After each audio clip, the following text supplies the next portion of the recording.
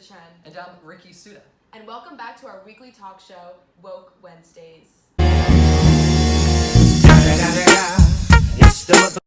This week's topic is mass incarceration. Joining us for insight and analysis today is Miss Pelosi. Hi. Hi. I think we all know that it's no secret in America that the prison population has risen exponentially in the recent years. Yeah, and not only that, the prison industry in and of itself, I think, doesn't help with the prisoners. Like, it's not a sustainable system. It was just last month or a few months ago when Brooklyn, Heated rhetoric outside the federal jail in Brooklyn, protesting what some say are freezing conditions on the other side of these walls. Okay, so you guys are going to have a couple questions from viewers. What role has the war on drugs played in the current state of mass incarceration?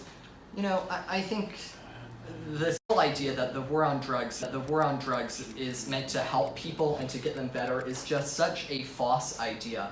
If we look at the history of this quote-unquote war on drugs, it starts with Nixon using it as a racial epithet and a rallying cry to gain support from white Southern Republicans and Democrats who have become, who are not happy.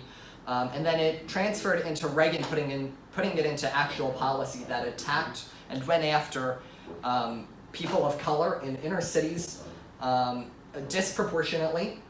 And this resulted in a prison system that has no justice. It resulted in policies under Bill Clinton, like 3 strikes you're out. Mm-hmm. It resulted in policies of these and going to jail for these petty offenses. So I think this idea that the era of war on drugs is such a horrible idea and a horrible thing in practice.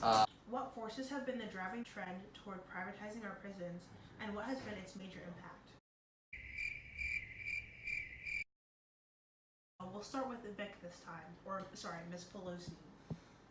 I think mostly the privatization of prisons has stemmed from the fact that we are built on a system that helps corporate greed and facilitates this idea that the rich should get richer off of this system that is so vulnerable to Corruption.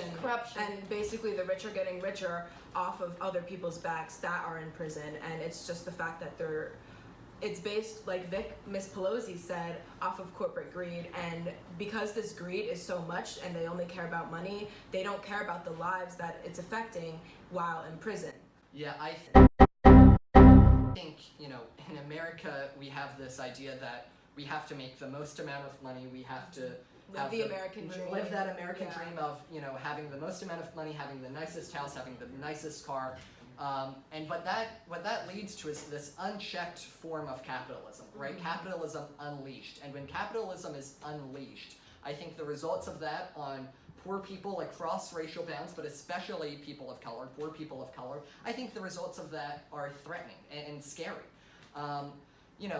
You see the results of this not just in prison systems, but look at how the prison system now in Florida and Georgia and in a lot of southern states, voting rights for felons, people who have paid their dues to society, who are out of prison, are denied the right to vote. Yeah. I mean, what is up with that? I think it all goes back to this idea that capitalism, we have to get rich, and to get rich, we have to keep people down. And prison serves as this fabulous medium through which we can suppress people of color and keep the power where it is. Okay, so the next question is, what role does the legacy of slavery, segregation, Jim Crow, and racism play in our policies of mass incarceration? Well, I think that mass incarceration is just a continued form of the segregation of the Jim Crow laws of slavery, because our country has found a way to get around the abolishment of slavery, the abolishment of Jim Crow laws, and found a new legal way to suppress people of color and to take away their rights, and that's in the form of forced prison labor. That's in the form of unfair arrest. You can see how the U.S. government has gotten around the abolishment of slavery in the fact that our convicts today are forced to work for, if any pay at all, they get pennies. And they're forced to starve basically eating these tiny meals. I mean, I think the concept of using prisoners for labor is not new. Post-slavery, what happened? Penal labor went up, prisoners were forced to work, so it's been this constant idea that we can use prisoners as a constant source of work. But what I think is often not mentioned and not brought to the table is this idea that prison laborers hurt the American economy. They are taking jobs from other American laborers, American factory workers. So the workers in, I don't know, West Virginia or Michigan or Pennsylvania could have a job, doing something, working in a factory. But because of the way our system is currently set up, only prisoners can do this. Only prisoners can do this. It's like it's a contract, it's a guaranteed contract for prison labor and the prison manufacturing companies that work there. Why do you think that companies continue to use prison labor instead of hiring their own workers?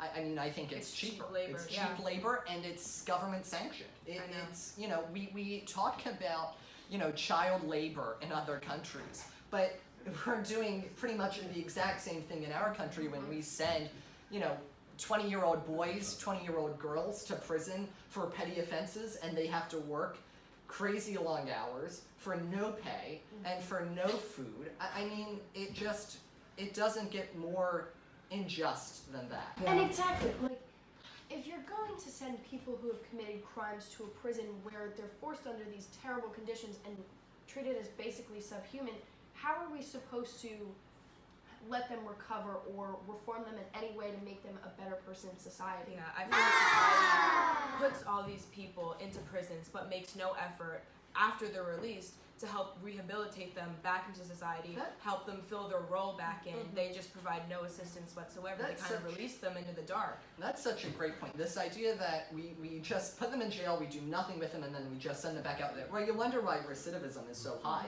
I mean, people who have mental health problems, people who may struggle with addiction, may struggle with other issues, they don't get the proper help they need, and so when they get back out, they do the same exact things. They're even worse off than before.